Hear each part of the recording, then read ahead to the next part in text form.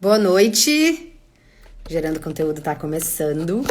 Hoje a gente vai falar um pouquinho sobre constipação na pediatria. A gente sabe que o intestino é o nosso, dizem, né, que é o nosso segundo cérebro. E nas crianças, isso é um fator bem importante. E às vezes causa um pouquinho de preocupação para os pais.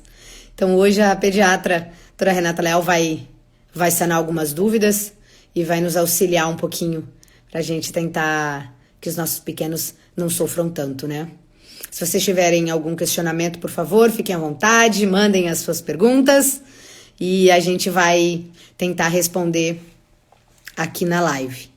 O nosso canal, ele é feito através de entrevistas, né? Então, normalmente a gente entrevista algum médico falando de algum assunto sobre saúde e bem-estar. Então, esse é o objetivo do canal. Levar um pouquinho mais de informação para vocês e a gente tentar divulgar todo o conteúdo em algumas plataformas. Então, a gente tem o Spotify, que é o nosso podcast, ele vai para lá. E tem também o YouTube. A gente tem um canal no YouTube agora, que todas as nossas lives a gente posta no canal do YouTube. Tentar atingir o maior número de pessoas possíveis para aprender um pouquinho. A doutora Renata está conectando. Oi, doutora Renata, boa noite. Bem. Tudo bem? Tá me ouvindo bem? Tudo certo? Tô. Tá me escutando também? Tudo certinho. Doutora Renata, seja muito bem-vinda novamente a Gerando Conteúdo. Muito obrigada pelo convite. Imagina. Eu vou começar te apresentando para quem ainda não te conhece. Então, doutora Renata Leal, gastropediatra aqui em Florianópolis. Doutora Renata, explica para nós um pouquinho o que é a constipação. Então, a constipação é quando altera o hábito intestinal, em que a criança, né, acima ali de 2 anos ou depois do desfraude, ela evacua menos de 3 vezes por semana, né? Com fezes calibrosas, dolorosas, né? Nas crianças maiores que pode até entupir o vaso sanitário, ou até mesmo as crianças que evacuam todo dia, mas em pelotinhas, em síbalos que a gente chama, que são fezes tipo de cabritinho. E os bebês que são amamentados exclusivamente no leite materno, eles podem ficar até mais ou menos uns 10 dias sem evacuar, desde que não tenham desconforto abdominal, ou dor, ou cólica. E quando eles evacuarem, façam fezes amolecidas, né? Mas basicamente seriam essas características. Então a gente considera quando a criança maior não consegue evacuar, né, 3 vezes ou mais por semana. E essa evacuação pode ser com dor, às vezes até com sangramento, e em alguns casos até entope o vaso sanitário de tão ressecada que são essas fezes. Eu comentei no início da live que o intestino dizem que é o nosso segundo cérebro. Então ele tem um fator muito importante para adultos e para criança. Segue a mesma linha, doutora Renata? Sim, com certeza, muito mais até para criança que está em formação, né? A criança tá até os 24 anos de idade, né? Que é quando é considerado adulto, né? O adulto jovem ali acima de 21. A criança está ainda em formação. Então, principalmente, né, do sistema imunológico. As crianças abaixo de 2 anos ainda elas não têm um sistema imunológico pronto. E a microbiota intestinal, ela é fundamental para que ela tenha uma boa saúde a longo prazo, para que ela consiga se defender de infecções, né, de desencadear ou não alergia. Então, o intestino, ele é fundamental, né, principalmente nesses 2 primeiros anos de vida da criança, que é quando é feito o sistema de defesa. Tá. Vamos dar uma pincelada, que eu sei que o assunto é grande, é vasto, a gente ficaria aqui um tempão falando, mas dá uma pincelada para nós, doutora Renata, a questão da alimentação. Por que ela é tão importante? Então, a alimentação, ela é o nosso combustível, né? E para as crianças que estão em desenvolvimento e crescimento, a qualidade, né, do alimento que é ingerido é fundamental para o desenvolvimento do organismo da criança no todo. E o paladar, ele é principalmente formado nos primeiros 1000 dias, que a gente chama, que é quando, desde a gestação, que a criança já sente o que a mãe, né, alguns sabores ela já identifica intraútero, né? Então, é importante saber o que a mãe come durante a gestação. E até os 2 anos de idade, que esse paladar está sendo formado. Isso é tão importante a gente restringir e evitar, né, os excessos de açúcar, de sal, né, as comidas não saudáveis. Porque depois é inato do ser humano a gente aceitar é, os alimentos doces, né? A gente tem essa facilidade, a grande maioria das pessoas. E a criança, se ela for exposta ao açúcar abaixo de 2 anos, vira uma formiga. Então, muitas vezes eles deixam de comer os alimentos, não digo salgados, mas são aqueles alimentos não tão intensos, né? Eu sempre falo para os pacientes, deixa o pacotinho de lado, não compra pacotinho. O pacotinho Ah, é barato, né? Ele é fácil, ele é prático e ele é muito gostoso, né? O problema é esse, é o excesso sal, de açúcar, de gordura trans e de trigo, né, que a gente encontra nas bolachas recheadas, nos salgadinhos, e eles intensificam o sabor né, desses alimentos e é super fácil a aceitação. Daí o que que acontece? Quando a criança vai comer a salada, a, os alimentos saudáveis, arroz, feijão, carne, ela não aceita, porque é sem graça, é insonso. E isso tudo vai acabar prejudicando no crescimento, no desenvolvimento, porque ele vai deixar de aceitar as coisas saudáveis. E a mãe muitas vezes cede e a criança vai para uma alimentação não tão saudável. E na constipação, falta fibra, né? Nesses alimentos industrializados, falta muito a fibra. Então, ela não vai ter um aporte adequado de fibra suficiente para ter um trânsito intestinal normal. E eu acho que assim, o principal são esses primeiros 2 anos de vida, até ali os 5, 6 anos, que é onde a criança está sendo formada, o cérebro está sendo formado, o sistema imunológico está sendo feito. Então, assim, é fundamental que a mãe tenha essa consciência e realmente limite o que a criança vai ser oferecido para a criança. Só que isso depende também muito do que os pais comem. Porque a criança imagino. come, ela vai catar o que a mãe e o pai estiverem comendo. Eu tenho vários pais, eles se escondem para comer besteira. Nossa, é Não justificável, né, doutora, a criança experimentar uma bolachinha recheada, por exemplo, e adorar. Então, não tem. O experimentar é que não pode, né? Porque ela vai gostar. vai. Vai. E daí depois, quando ela for comer o tomate, a cenoura, o repolho, o brócolis, ai, coisa sem graça. Tipo, tu acha que ela vai querer? Ela não vai querer, mas Não não vai vai. querer.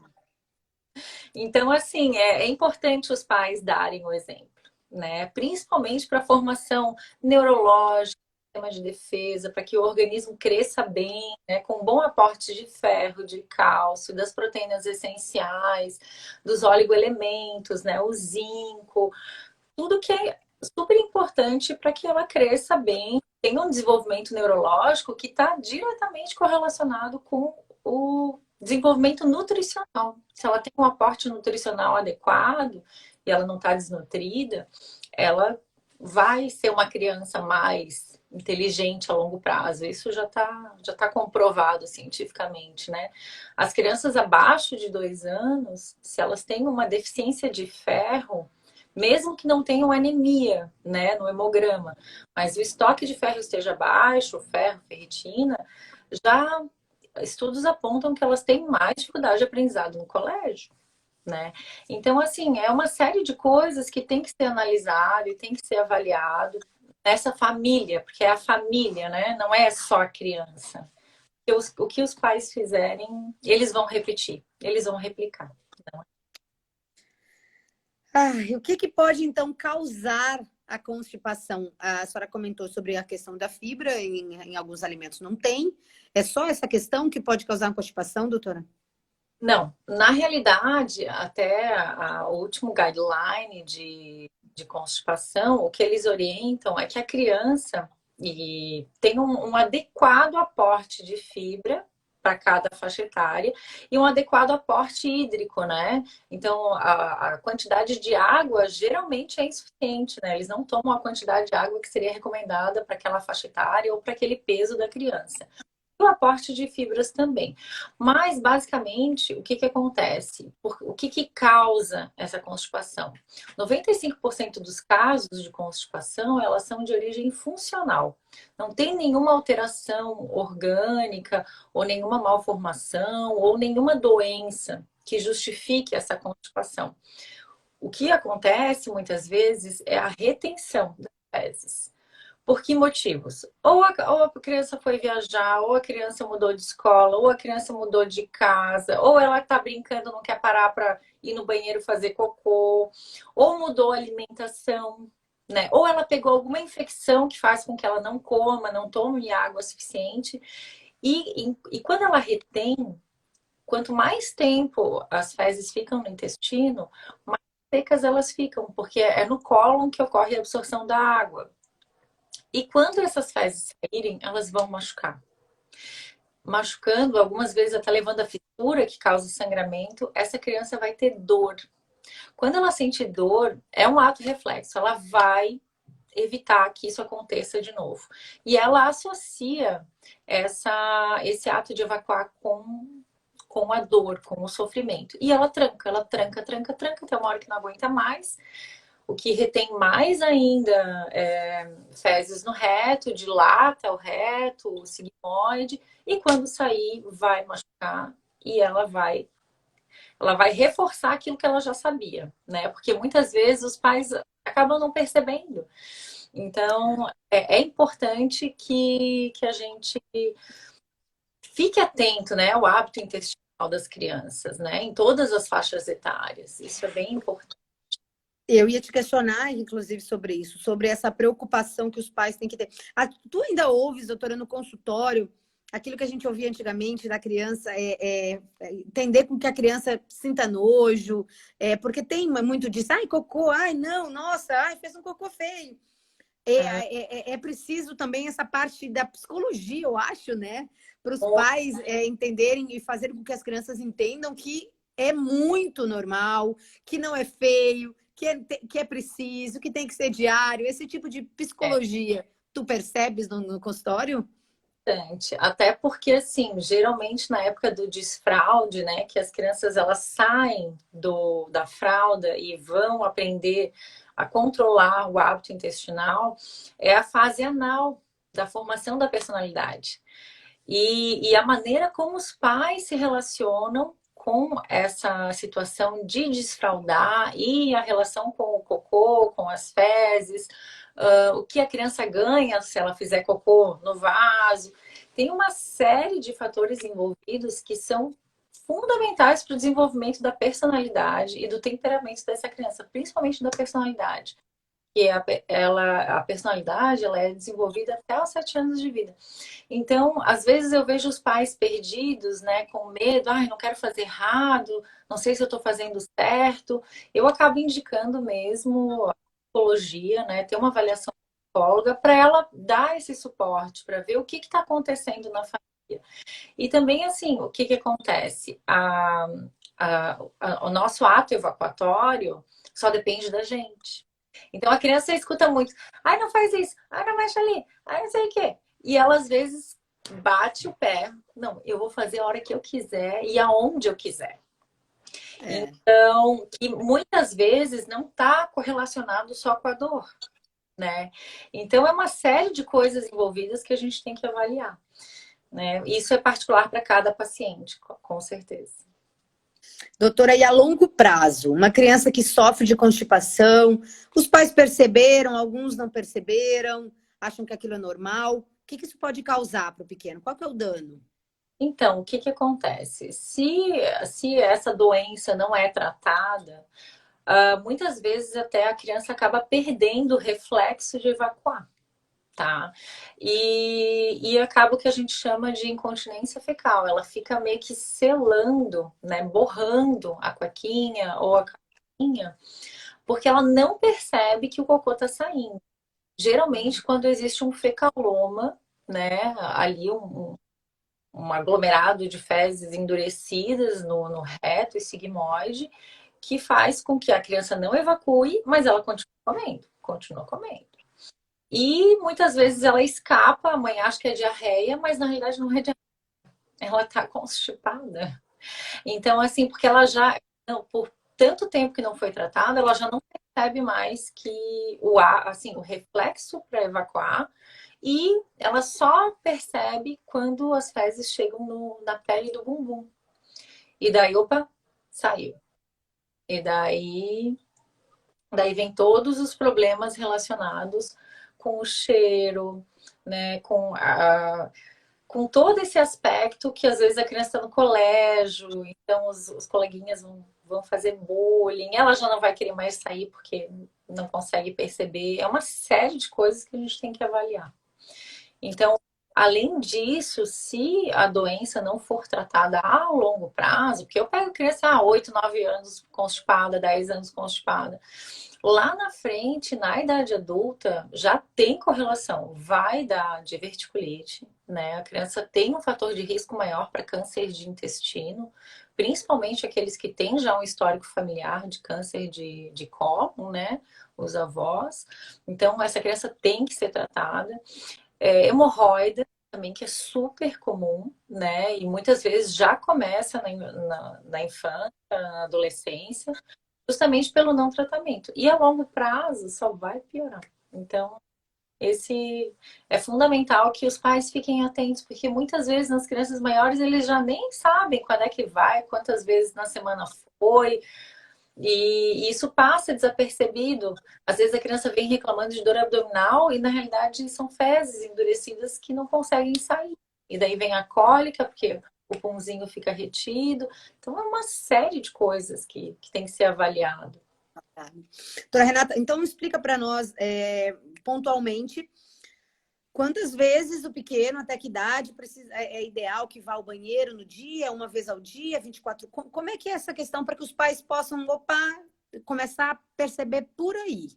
Então, as crianças em aleitamento materno exclusivo, elas podem ficar até 10 dias sem evacuar, desde que não tenha dor, desconforto, cólica. E quando elas conseguirem evacuar, essas fezes sejam amolecidas, elas sejam pastosas, não endurecidas, não em síbalos, né? Que são as fezes de cabritinho, né? Como o pessoal chama, as pelotinhas. As crianças que já têm, né, que já saíram da fralda, né, que já estão com alimentação complementar, elas têm que evacuar mais de 3 vezes por semana, sem dor, sem sangramento, sem entupir o vaso sanitário e sem muito esforço. Quando ela fica lá sofrendo para evacuar, acaba que realmente que foge da normalidade e vai gerar a longo prazo essas consequências, né, de diverticulite, hemorroida, câncer de intestino lá na fase adulta e na velhice. Mas isso tudo os pais têm que perceber, porque depois de maiores, 6, 7 anos, as crianças já não, os pais não têm essa atenção. Então, muitas vezes passa desapercebido. Ah, quantas vezes ele foi no banheiro? A mãe só vai cair a ficha quando eu pergunto na consulta. Não sei quantas vezes. Aí, Aquela olhadinha, né? Quantas? é, Doutora Renata, tu falou bastante sobre a questão dos alimentos, a questão de fibras. Quais seriam os melhores alimentos para os pais, né, incentivarem os pequenos a comerem? E se esses alimentos, em geral, se a nossa dieta, ela consegue suprir a necessidade das fibras em geral? Ou existe uma necessidade aí de suplementar, alguma coisa do tipo? depende muito da dieta da família, né? Então, o que eles orientam, né, nesse último guideline, é que tenha um aporte adequado de fibras por cada faixa etária. Isso depende da idade. Geralmente, esse aporte seria a idade mais 5 até no máximo até 10 gramas de fibra dia. Isso é difícil quantificar, Mas quando a criança já não aceita fruta, porque fica comendo bolacha o dia inteiro, não aceita salada, porque é muito chato, só quer o arroz, o feijão, a carne. Então, geralmente esse aporte ele tá abaixo. Cada faixa etária tem uma quantidade, né? Geralmente são 3 a 4 porções de verdura, salada, legumes ao dia, né? E de fruta também. Só que muitas crianças nem, nem chegam a isso. Esse é o problema. E também a questão da água, né? Porque eles não tomam uma quantidade de água, eles não se hidratam o suficiente. Suco não é da hidratação, assim, digamos, hoje em dia, né, a recomendação tanto da Sociedade Brasileira de Pediatria quanto americana é no máximo um copo de suco ao dia, no máximo 225 ml dia para as crianças maiores, tá? Então, o ideal é realmente é o que eu sempre falo, tomar água e comer é fruta. Não ficar tomando água doce o dia inteiro. Ah, mas é suco natural. Não importa. Você está condicionando o paladar do seu filho para tomar água doce. Quando ele for tomar água que não tem sabor nenhum, ele vai recusar. Por quê? Porque ele está no açúcar o dia inteiro. Ah, água de coco pode. Água de coco é suco. É natural, é natural. Mas vai entrar no suco. Suco uma vez ao dia e é isso. Não é para E consumir. quantidade de água, doutora, para que a gente consiga ter um funcionamento? Depende muito do peso e da faixa etária. Daí Ah. avalio conforme a idade e o peso da criança e oriento os pais na consulta. Tem um Então, mínimo, pelo menos, doutora Renata, assim, mínimo 1 litro de água por dia. Ou o ideal seria, não, depende do peso e faixa etária. crianças, é que daí depende, crianças que são ainda, que usam fórmula ou uma madeira, a fórmula entra. Então, assim, é uma série de coisinhas que a gente avalia durante a consulta para poder entrar. Olha, você tem que tomar tantos copos de água por dia, tem que ser tantos ml ao dia. E daí depende também da alimentação da criança, né? Do que além ela ingere, né? Mas a alimentação é fundamental. O problema é que eles não têm um aporte adequado de frutas, verduras e de água para a faixa etária deles. Não é que precise ter em excesso. É que tem que ser o normal, mas nem o normal eles fazem. Esse é o problema. Entendo. Doutora Renata, o que tu deixarias de alguma mensagem para os pais para que eles comecem a ficar um pouquinho mais atento, já que isso, a constipação, o intestino não funcionando como deveria, tu comentou sobre a questão da formação da personalidade até 7 anos, está muito envolvido também. Então, para que o pai tenha essa preocupação, o que tu deixaria de dica aí como gastropediatra e acostumada a ver no teu consultório, o que tu deixaria de mensagem? Eu acho que os pais têm que dar o exemplo, né? Eu acho que o exemplo é a melhor forma de ensinar. Porque as crianças são o espelho dos pais. Eles vão replicar e vão repetir o que os pais fazem. Então, se o pai toma refrigerante, toma suco o dia inteiro, não come fruta, essa criança não vai ser exposta a isso. Geralmente eu vejo que eles se esforçam mais até ali uns 2 anos, mas depois eles dão uma relaxadinha e daí. Mas eu tenho, olha, os meus pacientes, ó, os meus fiéis pacientes, a maioria assim, eu sempre tiro o chapéu, eu fico super orgulhosa, porque eu vejo que realmente eles conseguem ter uma alimentação saudável e manter. Mas é muito a família, eu acho que a família tem que dar o exemplo. Doutora, e alguns pais estiveram por aqui, deixaram o recado que tu és maravilhosa, que a tua pediatra é a nossa pediatra e ela é maravilhosa mesmo. Tem uma outra mãe que passou por aqui e deixou. Então, eu acho que isso é um reflexo bastante dessa tua atenção aos teus pequenos pacientes, né?